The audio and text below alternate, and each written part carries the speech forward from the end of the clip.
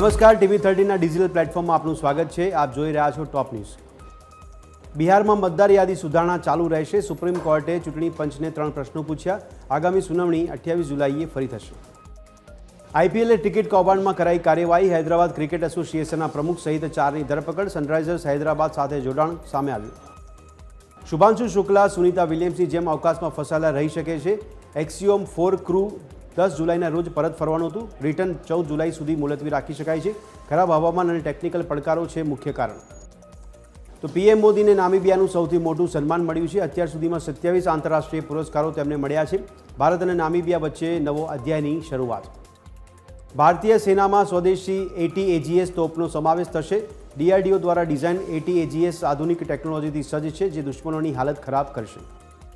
Gambhira bridge દુર્ઘટનામાં મૃત્યુઆંક વધીને થયો 16। ઘટનાના રિપોર્ટ અંગે મુખ્યમંત્રી આકરા પાણીએ ઘટનાનો રિપોર્ટ આપવા માર્ગ મકાન વિભાગને આપ્યું અલ્ટિમેટમ।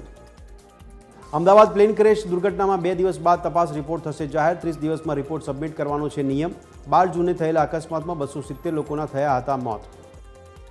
ગુજરાત કોંગ્રેસના પ્રમુખને લઈને મોટા સમાચાર। લાલજી દેસાઈ બની શકે છે ગુજરાત કોંગ્રેસના નવા પ્રમુખ।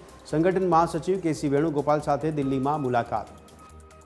મોરબીના ધારાસભ્ય કાંતિલાલ અમૃતિયા અને વિસાવદરના ધારાસભ્ય રાજીનામાની ચેલેન્જ મામલે આમને સામને કહ્યું, આવતીકાલે હું રાજીનામું આપીશ તો તું પણ આવી જા રાજીનામું આપવા।